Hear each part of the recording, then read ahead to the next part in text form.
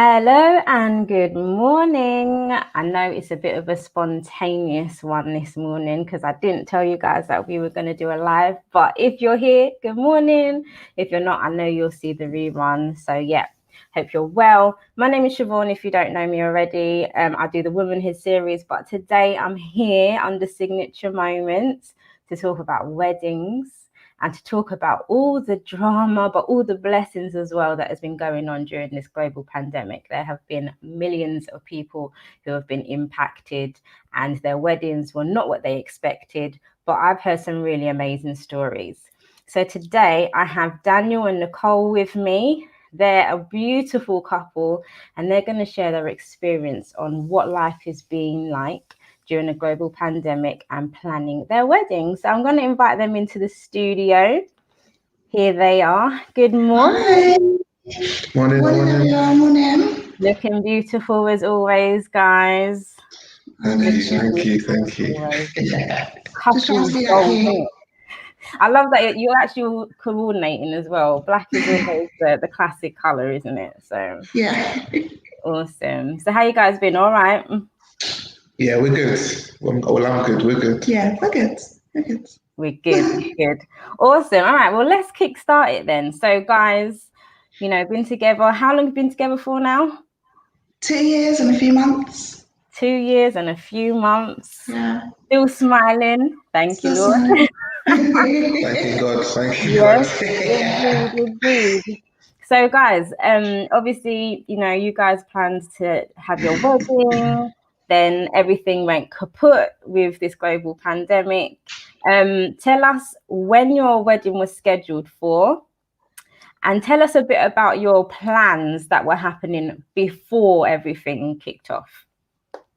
Cool. Do you want to start? You go. All right. So we started planning back last year, April. So it was originally planned for April the 6th this year. So a few days ago. We'd have been married. We had a big wedding of about 300 people.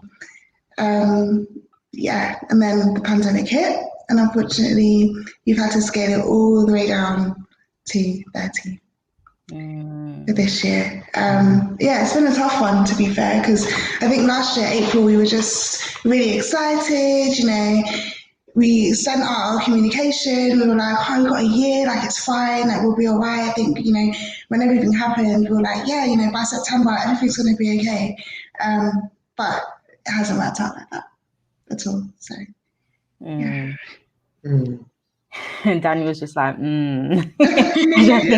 be honest with you, it's like, because that's the thing. We thought, because we booked it so well in advance, we thought it would be fine. So it was almost like, okay, it's going to be all right. We'll get through, latest it'll be fine is like November, and then we'll be able to crack on in April, but obviously hasn't gone to plan. And we only, when did we change it? Like December time? Yeah, December. And then even then it was like, would we be able to just get 15 in on that day or 30 on that 6th? But then the numbers they were talking about, which was like 6, is just ridiculous. So it's just like parents. That's about it. That's it. That's not really the one. I've got siblings. Nicole's got siblings. Got cousins. So many people that can't come as it is. So yeah. So has that caused like a lot of disappointment, because you guys have now scheduled your wedding, haven't you, for next month? 30 people, which is really exciting. But I'm like, usually, obviously, normal times, putting together a guest list is already difficult as it is. You've now only got 30 people. So how was that experience for the two of you? So I guess we started when the numbers went down to 30 back in August last year. We were like, let's do a possible 30 list just in case. That was, I think for me, it was quite difficult. We both come from big families. We're both like one of 7 siblings. So to then scale it all the way down to 30 has been quite tough.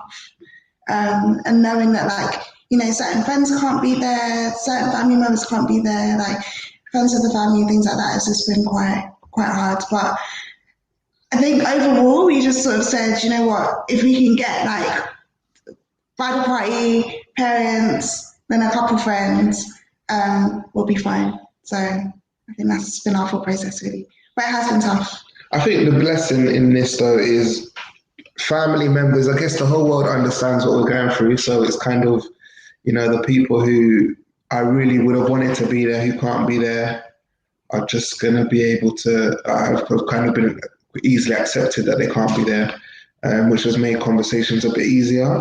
So that's kind of the upside to it, really, as well. Like no one's made it overly difficult. I mean, a few people, but not really, not many. Yeah. Oh, that's awesome. That's awesome. It seems like you guys really are like in tune together, which is great. We try. Well, that's what you can do, but it's good. It's good because weddings are stressful as it is. To have a pandemic on top of it all is not fantastic, is it? But it seems that you guys are very focused on actually it's about the two of you getting married and making that happen. So tell us what has been the most difficult part of the process, and then tell us what the most amazing part of the process has been. You start. So the difficult, yeah. I think the most difficult part was probably when we really decided that we were going to do a small wedding. I mean, it was probably more difficult for Nicole in some ways because I guess the Disney wedding was in mind, but something big. But I think, so that was difficult because for me, it was like I needed to kind of, my brain was starting to think rationally and very much about what we can do now that we're not having this big wedding. But obviously I can't impose this idea. It's both of our wedding day. So I had to just start drip feeding it slowly. And then when Nicole realized that it wasn't actually feasible for us to have the big wedding that we wanted, she was quite upset about it. But in my mind, I'm now thinking, okay, let's do this, that. So again, that was quite challenging in the sense that I didn't want to make her day seem really now insignificant and small and unimportant because it is our day that is still really important. So that was quite difficult. And I think the only other difficulty probably would have been people take long to get back to you, man. When you send out the communications and people are just, all you got to do is click an email, put in the details that you know off by heart. People take ages to get those back. So that was a bit long. But yeah, those are probably the two most annoying / difficult things. Yeah, I guess I want to add to that actually, because I felt in terms of just emotions, I felt every emotion, anger, sadness, disappointment. I think that was really, really hard. And I think when it went to 30, we were like, okay, this is tough. Then when it went to 15, I was like, it's a joke. It's a joke. So I stopped planning. You had to. Because I was just like, well, what am I kind of planning for? Don't actually know if then we're even going to get 15 or 30 or anything. So stop planning. I think we started planning again. What, February? This week, no?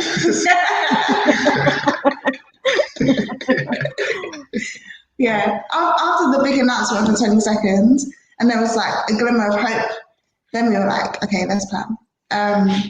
But yeah, I think what was difficult for me was just all of the emotions. Having the support system around me was really, really important. My bridal party have been amazing with that. Just constantly checking in, constantly going, what do you need us to do?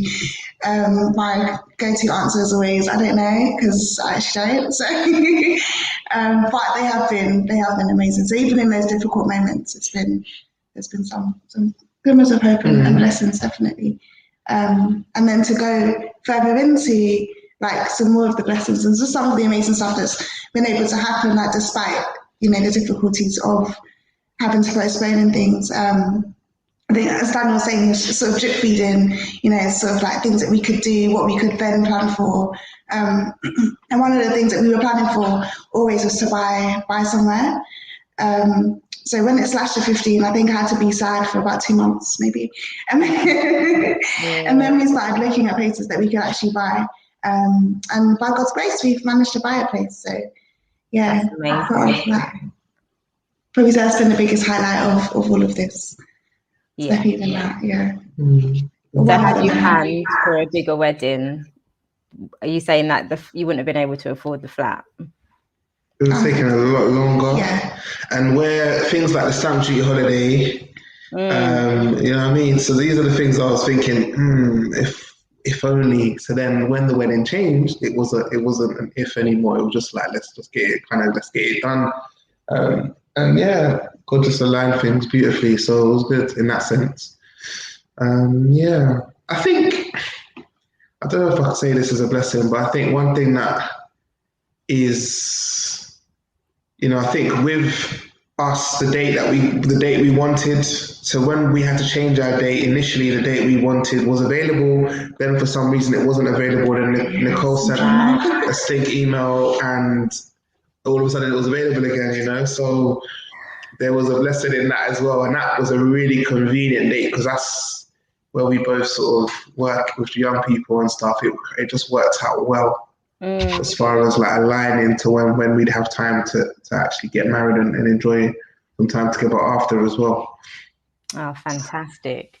So it hasn't been all doom and gloom. It actually sounds like there's been more blessings than there has been dramas in terms of in the long period of things, in the long scheme of things, to kickstart your marriage well.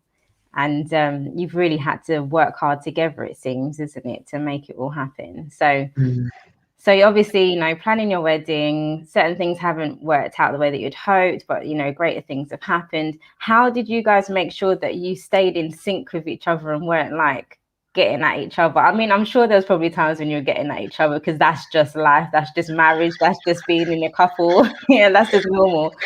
But how did you make sure that you, at the end of it all, whether it was drama, that you stayed in sync and were on the same page?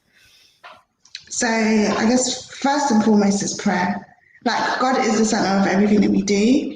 And I think it's important to just remember, you've got two individuals that are coming together, but the person who knows us the most is Christ. And so if we've centered ourselves in Him, He will then go, okay, maybe think about how Daniel may feel in this situation, or think about how he may react if you say this in this way, or things like that. So I think, yeah, for me, it's definitely been prayer. And I'm just loving Daniel's smile as you're saying that. yeah, definitely been prayer. And then just constant communication. Daniel knows, he'll probably tell everyone anyway that I'm a chatterbox. So he'll he'll just be like, yeah, she's always talking, she's always asking questions, she's always doing these things. But I think for me, that's important. So he knows exactly how I feel. So sometimes, and that would then help with how he would respond to something to me, because then he was like, okay, I know you're emotional on this day, or how you may be feeling, and things like that. So yeah, no prayer communication for me. Yeah, but yes, I say. I'd agree. I think there's also, it's almost like managing the vision, because one thing that also comes into play a little bit is family start to ask questions and suggest things, and a couple of family members on both sides have sort of said, why don't you change the date or push it back and do the big wedding later on, and these kind of things. So it's a shared vision really, and it's kind of remembering that the vision is for us to wedding, but then marriage. And I remember, Rob Harris, a guy that our church said to us a long time ago on a marriage counseling course, like, you don't want to let the devil in. You want to start on a real even playing field, So you want to start it where you're both in agreement on a lot of things. And even though you might give up, you might make a concession to your family, that might lead to small resentment, and that small resentment might grow. And then and it's trying to just manage that. That was the biggest thing. I think that's one thing, and that's something that stuck with me certainly, and I tried to use when pushing forward with Nicole. That's fantastic. It sounds like you guys are going to start off really well, because there's a lot of people who start their marriages off in a lot of debt as well, which adds to their stress. And guys, you're doing fantastic, honestly. So to wrap up then, because I'm not going to hold you up too much longer, could you give us a few tips for others who are in the same situation as you? What would you encourage them to do in order to make sure that they still get to that place where they're going to get married and have a great start?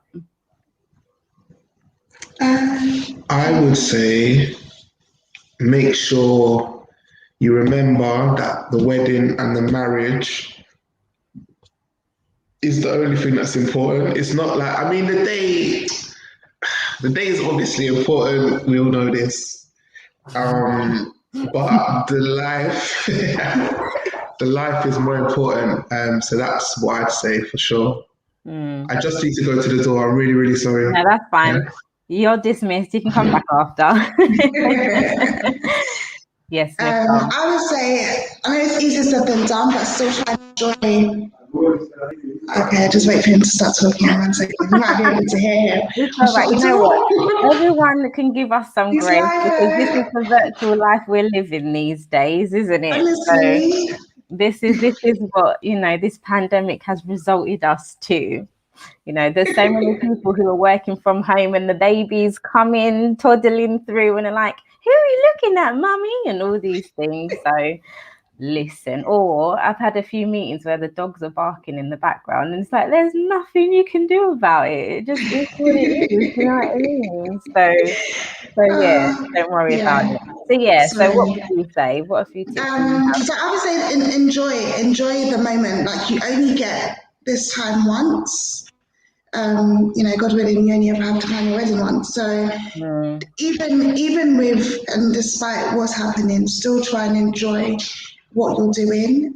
Even if you have to scale it back, just still enjoy it because these things sort of bring you closer together as a couple.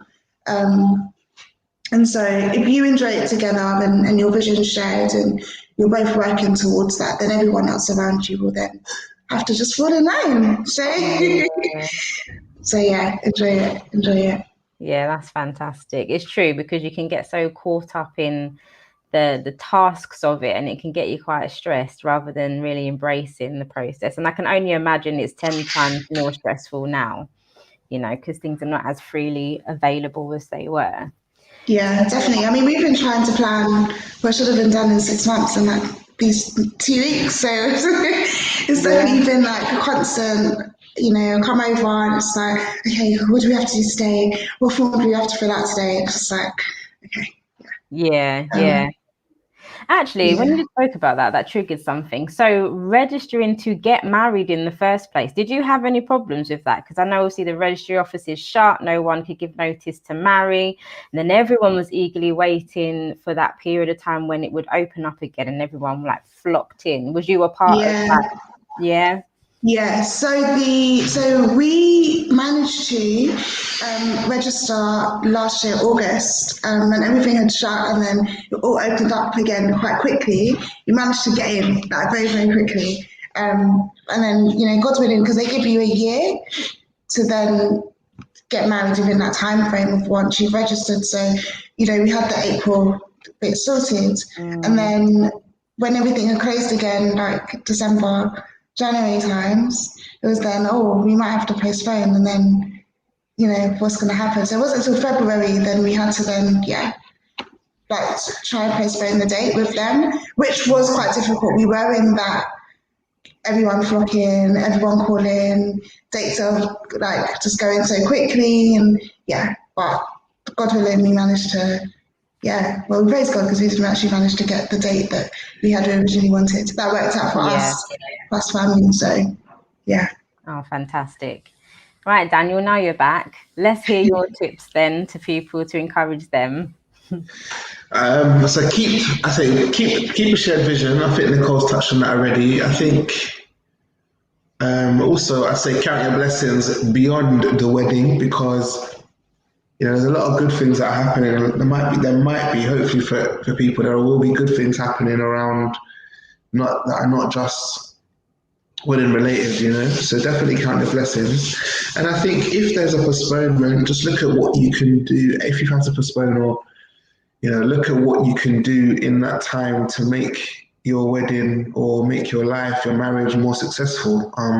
So is there something now that you can do with that money potentially, or is there an opportunity for you to just get yourself in a healthier place mentally or physically? Are there people that you can touch on and just gain that support from as well? And then I think with the planning specifically, Again, if you've got a little bit more time, or definitely look at all of the options. Like, I think it's quite tempting to go with what you see, like initially, or the first offer made. But certainly shop around, speak to different people. If it's something we found really difficult is getting a caterer who has cutlery and crockery and all of them things. So look now at where can you get that from, and there are lots of websites. So again, it's just for me, definitely shop around is what I'd say. Definitely shop around as much as possible. Yeah. Sometimes there's got to be a saving made that you wouldn't get if you didn't shop around. Absolutely. And I'm pray. thankful for that. Yes. I love that. Add that to 100% pray.